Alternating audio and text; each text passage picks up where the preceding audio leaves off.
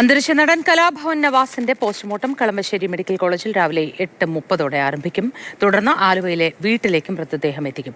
വൈകുന്നേരം 4 മണി മുതൽ 5:30 വരെ ആലുവ ജുമാ മസ്ജിദിലാണ് പൊതുദർശനം നടക്കുക. ഇന്നലെ രാത്രിയിലാണ് കലാഭവൻ നവാസിനെ ചോറ്റാനിക്കരയിലെ ഹോട്ടൽ മുറിയിൽ മരിച്ച നിലയിൽ കണ്ടെത്തിയത്. വിഷ്ണുപ്രകാശ് ഇപ്പോൾ ഭൗതികദേഹം സൂക്ഷിച്ചിരിക്കുന്ന മോർച്ചറിയുടെ സമീപത്ത് നിന്നും നമുക്കൊപ്പം വിശദവിവരങ്ങളുമായി ചേരുന്നുണ്ട്. വിഷ്ണു, വളരെ ദാരുണമായൊരു സംഭവത്തോടെയാണ് നമ്മളിന്ന് ഉണർന്നെഴുന്നേറ്റത്. അത്ര സങ്കടം തോന്നുന്നു. മനസ്സിലങ്ങനെ ജ്വലിക്കുന്ന ചിത്രങ്ങളായി, ദൃശ്യങ്ങളായി നിലനിൽക്കുന്ന ഒരാൾ അത് ചേതനയേറ്റ് അവിടെ മോർച്ചറിയിൽ തുടരുന്നു എന്ന് ഓർക്കുന്നത് തന്നെ സങ്കടകരമാണ്, അല്ലേ?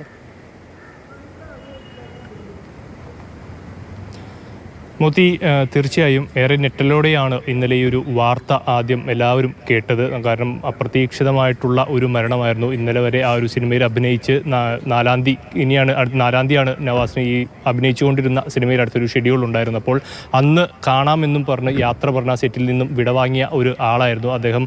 ആ ഹോട്ടൽ മുറിയിലെത്തിയ ശേഷം ഒരു 8 മണിക്ക് വെക്കേറ്റ് ചെയ്യുമെന്ന വിവരമാണ് ആദ്യം നൽകിയത്. തുടർന്ന് 8 മണിയോടുകൂടി ആ വെക്കേറ്റ് ചെയ്ത് കാണാത്തതിനെ തുടർന്ന് ഈ ഹോട്ടൽ ജീവനക്കാരെത്തി 9 മണിയോടുകൂടി ആ മുറി തുറന്ന് പരിശോധിക്കുമ്പോഴാണ് കട്ടിലിന് താഴെ വീണ നിലയിൽ കാണുന്നത്. തുടർന്ന് ഉടനെ സമീപത്തുള്ള ആശുപത്രിയിൽ എത്തിച്ചെങ്കിലും മരണം സംഭവിച്ചിരുന്നു. ആശുപത്രിയിൽ എത്തിക്കുമ്പോൾ തന്നെ മരണം സംഭവിച്ചിരുന്നു. ഉടനെ തന്നെ ആ ഒരു നവാസിൻ്റെ അടുത്ത സുഹൃത്തുക്കളായിട്ടുള്ള എല്ലാവരും നമ്മൾ ഇന്ന് രാത്രി കണ്ടതാണ്.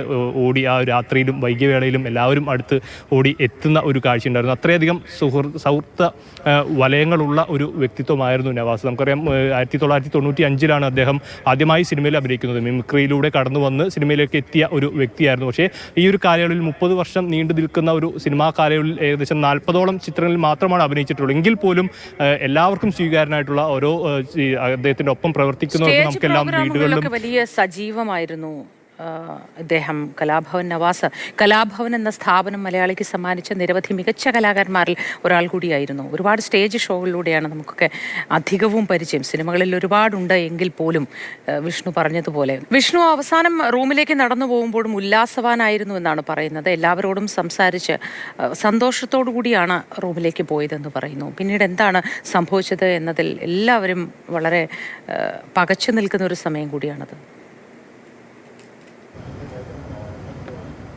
മോത്തി, അത് തന്നെയാണ്. കഴിഞ്ഞ 25-ാം തീയതിയാണ് ഇപ്പോൾ ആ ഒരു ചിത്രീകരണം നടന്നുകൊണ്ടിരിക്കുന്ന ആ ഒരു സിനിമയുടെ സെറ്റിലോട്ട് നവാസ് എത്തുന്നത്. ചോറ്റാനിക്കരയിലായിരുന്നു ഇതിൻ്റെ ലൊക്കേഷനായിട്ടുണ്ടായിരുന്നത്. അപ്പോൾ 25-ാം തീയതി മുതൽ ഇന്നലെ വരെ ഉണ്ടായിരുന്ന ഒരു ഷെഡ്യൂളായിരുന്നു നവാസിന് ആദ്യം ഉണ്ടായിരുന്നത്. അപ്പോൾ ആ ഷെഡ്യൂളെല്ലാം വളരെ സജീവമായി തന്നെ അവിടുത്തെ ഓരോ അണിയറ പ്രവർത്തകരുമായി സംസാരിക്കുമ്പോൾ അവരെല്ലാവരുമായി അടുത്തിടപെടുന്ന, അല്ലെങ്കിൽ വലിയ രീതിയിലുള്ള വലിയ ഒരു അന്തരമൊന്നും കാണിക്കാത്ത എല്ലാവരും ചേർത്ത് പിടിക്കുന്ന ഒരു പ്രകൃതമായിരുന്നു നവാസിൻ്റെ. ഇത് അത്തരത്തിൽ അഭിനയിച്ചു പോന്ന ഇന്നലെ വൈകിട്ട് 5 മണിയോട് കൂടി നവാസിൻ്റെ ഷെഡ്യൂൾ പൂർത്തിയായിരുന്നു. അതിനുശേഷം റൂമിലേക്ക് എത്തിയ വ്യക്തിയായിരുന്നു. പെട്ടെന്ന് എന്താണ് സംഭവിച്ചത് എന്നതിൽ ഒരു വ്യക്തതയില്ല. എപ്പോഴും ഹൃദയാഘാതമാണ് എന്നുള്ളൊരു പ്രാഥമിക വിവരമാണ് ലഭിക്കുന്നത്. അതുപ്രകാരം ഇപ്പോൾ പോസ്റ്റ്മോർട്ടം അടക്കമുള്ള കാര്യങ്ങൾ ചെയ്യേണ്ടതുണ്ട്. അപ്പോൾ അതിനുശേഷമായിരിക്കും കൃത്യമായിട്ടുള്ളൊരു വിവരം ലഭിക്കുക. ഏതായാലും എല്ലാവർക്കും സ്വീകാരനായിട്ടുള്ള ഒരാളായിരുന്നു. അടുത്ത സുഹൃത്തുക്കളെല്ലാം പറയുന്നുണ്ട് വലിയ രീതിയിൽ ആരോഗ്യം സംരക്ഷിക്കുന്ന, അല്ലെങ്കിൽ ആരോഗ്യത്തിലെല്ലാം ശ്രദ്ധ പുലർത്തിയിരുന്ന ഒരാളായിരുന്നു. എന്താണ് ഇങ്ങനെ വന്നത് എന്നുള്ള ഒരു അത്ഭുതം, അല്ലെങ്കിൽ അവർക്കെല്ലാം ആ ഒരു ആശങ്കയുണ്ട്. അത്